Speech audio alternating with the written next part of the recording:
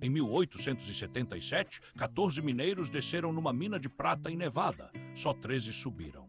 Os sobreviventes juraram ouvir 3 batidas na rocha, sempre antes de um homem sumir. A empresa culpou espíritos da mina, mas o que batia na pedra era bem mais humano. Em 1877, o Comstock Lodge viveu seu ano de maior riqueza. Ouro e prata saíam da terra sem parar.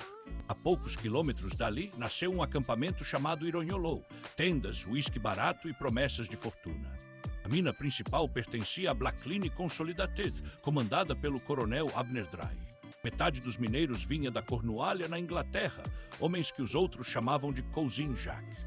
Eles traziam consigo uma crença antiga, os Tommyknockers, pequenos espíritos que batiam na rocha antes de um desabamento. Quem respeitava os espíritos, deixando comida nos túneis, sobrevivia. Quem não deixava, dizia a lenda, pagava caro. Em Ironyolou, porém, as batidas na rocha significavam algo bem diferente. Em março, o mineiro Amos Doyle não voltou do turno da noite. Só as botas dele foram encontradas, paradas na entrada do túnel, viradas para dentro. O capataz Ezra Kesson chamou aquilo de desabamento, só que não havia uma pedra fora do lugar. No relatório oficial da empresa, a causa registrada foi acidente natural, nada mais. 3 semanas depois, um segundo mineiro desapareceu do mesmo trecho do túnel. As 2 testemunhas contaram a mesma coisa, 3 batidas lentas vindas da rocha. Os Cousin Jacques pararam de trabalhar sozinhos, passaram a deixar pão e cerveja nos túneis todas as noites. Em pouco tempo, toda Ironyolou sussurrava a mesma frase: a mina do coronel Dry estava amaldiçoada. Mas havia um homem em Ironyolou que não acreditava em maldições, o enseador Thomas Whitlock. Era função dele pesar e testar cada carregamento de minério que saía da mina. Numa terça-feira, os números não bateram. O minério pesava mais prata do que a veia deveria produzir. Ele voltou aos registros dos últimos 6 meses. O padrão se repetia toda terça-feira, sem exceção. Whitlock pediu para ver o mapa oficial da mina Widowmaker. A linha da propriedade passava a poucos metros da reivindicação vizinha, pertencente a um mineiro chamado Silas Price. Ele procurou o agente da terra territorial, o homem que assinara o levantamento original havia 10 anos. Se o mapa estivesse certo, a mina de Dry não tinha nenhum direito sobre aquele minério mais rico. O quartzo azulado da amostra só existia do outro lado da crista, na terra de Price. Na noite seguinte, Whitlock ficou depois do turno e seguiu uma lanterna que descia fundo demais. Encontrou uma passagem lateral escondida atrás de uma pilha de madeira marcada com giz branco. Antes de seguir, Whitlock fez um decalque do símbolo de giz e guardou o papel dentro da bota. A passagem descia na direção contrária à mina registrada, direto para a terra de Price. Foi ali que ele ouviu as 3 batidas, tão perto que sentiu vibrar sob as botas. Com o relógio de bolso na mão, Whitlock contou o intervalo entre as batidas, sempre o mesmo. Não eram espíritos, era um ritmo, alguém estava batendo de propósito. No chão da passagem, pegadas recentes, terra revirada, mas nenhum osso, nenhum corpo. Mais fundo, ele achou um segundo símbolo de giz e um pedaço de camisa preso na madeira. Meio enterrado na lama, ele achou um relógio de bolso amassado, o mesmo modelo do segundo mineiro desaparecido. Antes de agir, Whitlock visitou a viúva de Amos Doyle. Ela nunca recebera nenhum corpo, nenhuma explicação. No dia seguinte, Whitlock perguntou a Kesson sobre a diferença no mapa. Kesson sorriu e disse para ele não provocar os Tommyknockers. Eles não gostam de perguntas. Outros mineiros também tinham notado os números errados, mas ninguém queria perder o emprego nem a dívida do armazém. Um aprendiz, ainda assustado, sussurrou algo a Whitlock. Tinha visto Kesson com homens armados na passagem à noite. Naquela noite, Whitlock escondeu suas provas dentro de uma Bíblia furada, com medo de que revistassem seu quarto. Whitlock entendeu a mensagem, decidiu levar o que sabia até o cartório de reivindicações do território. No cartório territorial, ele comparou os registros da Blackline com a reivindicação de Price.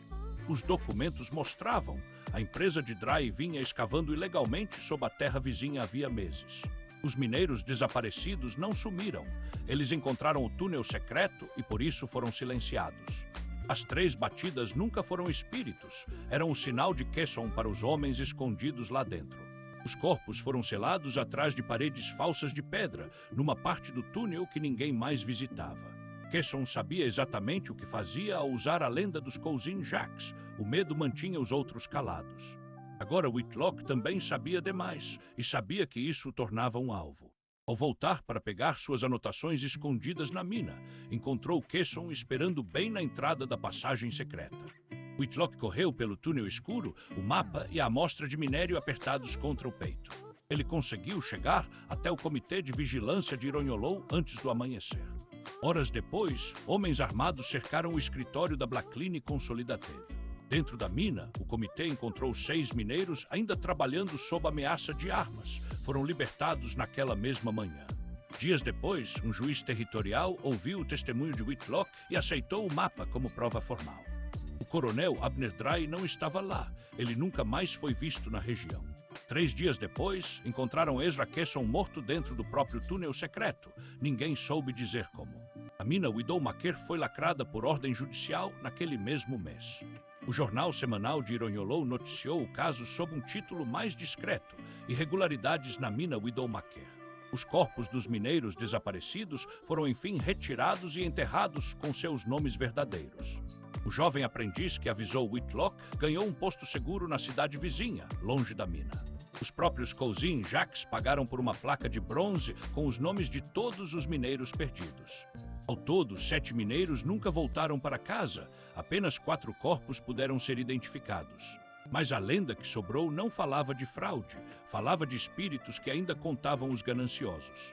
Em todo o Velho Oeste, companhias de mineração usaram lendas locais para manter operários com medo e calados.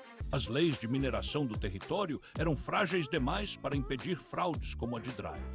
Ironhollow não foi caso único. Em Minas Reais do Comstock, corpos também nunca foram recuperados dos desabamentos. O sistema de vale-empresa prendia famílias inteiras numa dívida que nunca terminava, em cidade após cidade de mineração. Silas Price, o dono da reivindicação roubada, recebeu de volta os direitos sobre a veia mais rica.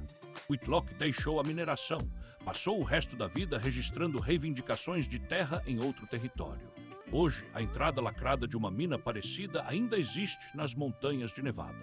Hoje, uma pequena sociedade histórica local guarda os documentos do caso numa vitrine empoeirada.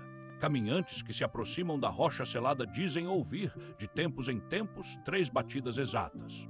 Não havia espírito nenhum sob aquela montanha, só homens dispostos a matar por uma veia de prata. A pergunta que fica é simples: quantas outras maldições do Velho Oeste eram isso, ganância com um bom disfarce? Se você conhece outra lenda esquecida do Velho Oeste americano, deixe o nome dela nos comentários. Este canal existe para desenterrar histórias como a de Ironhollow, histórias que a história oficial preferiu enterrar. Se esse relato te prendeu do início ao fim, inscreva-se, a próxima lenda sombria já está sendo escavada. Deixe seu like se você chegou até essa última batida. Porque no Velho Oeste, algumas dívidas nunca terminam de ser cobradas, até a próxima lenda sombria.